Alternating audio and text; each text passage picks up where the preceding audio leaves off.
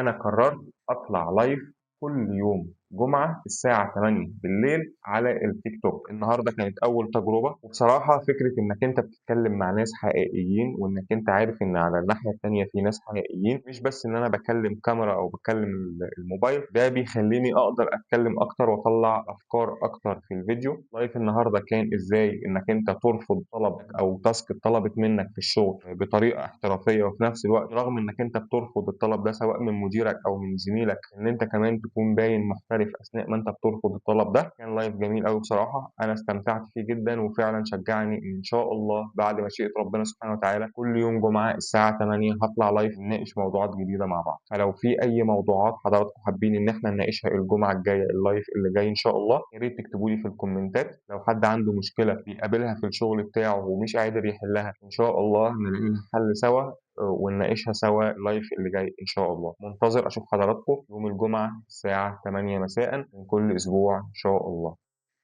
سلام.